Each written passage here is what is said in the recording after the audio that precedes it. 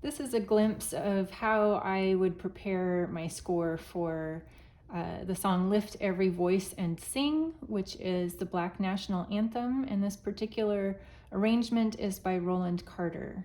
The first thing I do is write out what I am looking for from the conductor. So I need to see those 3 big beats so I know what tempo I'm coming in at, and then once I figure that out, I'm good. Down here, this is tricky because I don't have big hands, so I am only going to play the initial chord and then this repeating octave figure. I'm not going to worry about these chords down here. There is not a diminuendo shown down here, but I feel like the music requires it as the voices come in. We have this grand introduction. You need to come back a little bit when the female voices come in, and even more, excuse me, as the male voices come in, because they're on a single line and you're not important anymore, or as important. This is the choir's turn to shine. And then I always plan my page turns. So here I'm actually going to grab the top notes of my bass, my left hand, with my right hand, because that will get me ready to play this whole chord with my right hand and then turn quickly while memorizing this and playing it. So this is how it might sound.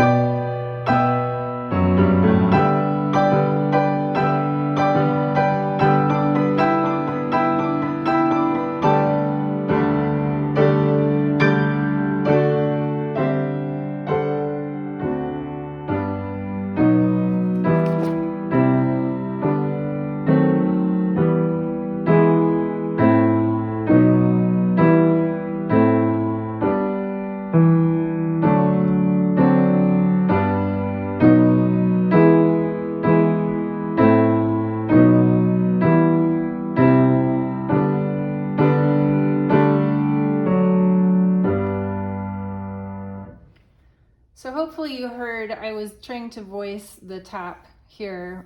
The piano is in kind of a duet with the voices, and they don't need all the middle notes. They're singing the middle notes of these chords. So really what they need is the bass for a strong foundation, and then this nice counter melody happening in the piano. So going on, it's pretty straightforward until you get to this horrific page turn here. So what I'm going to try here is playing only the chord that changes on the 3rd beat. So the harmonic structure changes there, and that's important to highlight. And then I'm going to leave out the rest of this left hand business and get to the next chord change on the following page. So let's try that.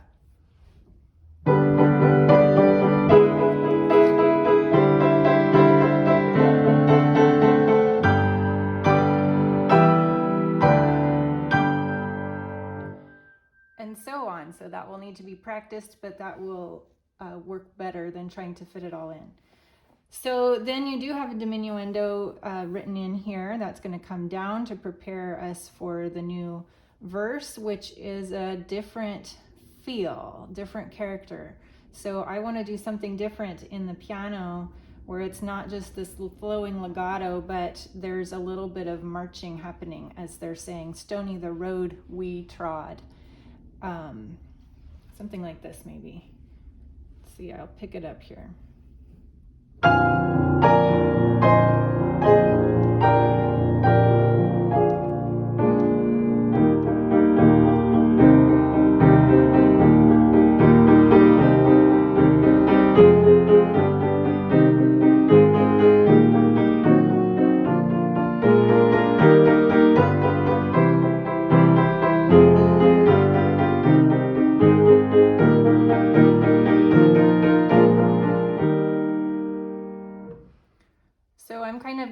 a little bit of a tenuto or emphasis to each of the major beats. 1, 2, 3, 4.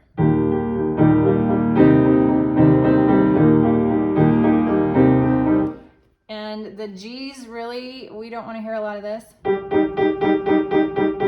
Right? That's pretty boring. So I'm trying to emphasize the harmonies that are changing, which is the inner notes.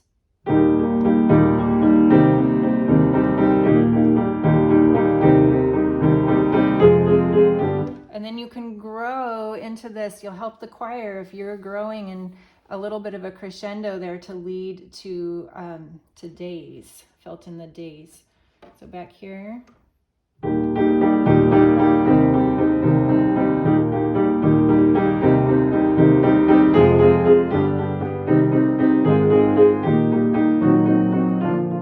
And similarly, you can help the chorus and help the conductor by coming down at the end of phrases. If you do that in the piano, that will help the voices to pull back as well. And then continuing.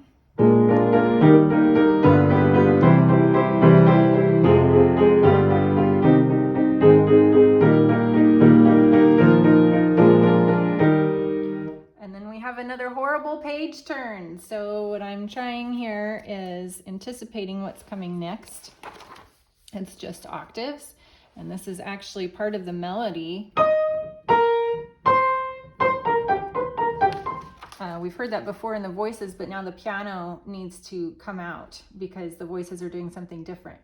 So that's important. So I am actually going to prioritize my right hand over anything here. So if my page turn goes awry, at least we've got that soaring melody still happening. So I'm going to start here.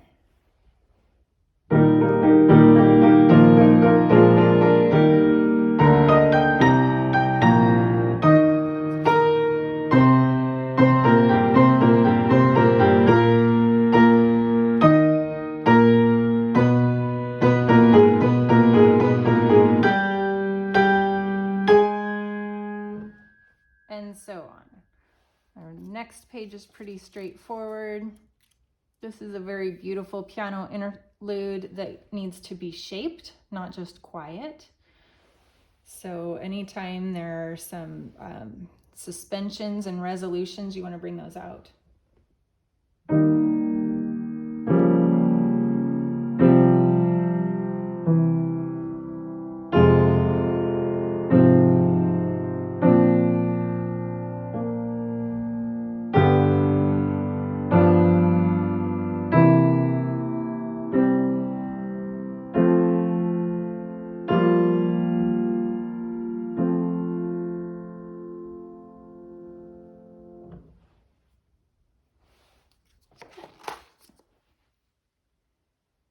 The next page I think is pretty straightforward. This needs a little bit of work, but it's not hard.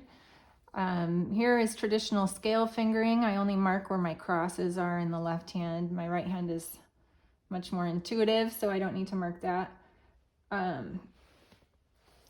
This means look, because I'm going to shift here with my left hand. I've got 1, 2, 3, and then I shift 1, 2, 3.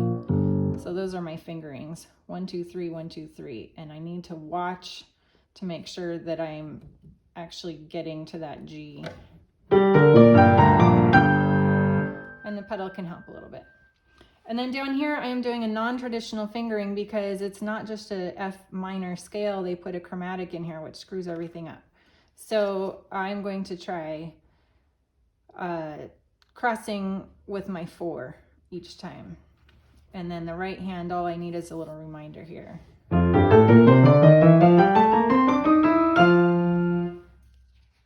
then the page turn is easy and we end. So that's how I prepare my score. I really try to plan out my page turns and make it as easy as I can on me by writing some directions to myself in the score.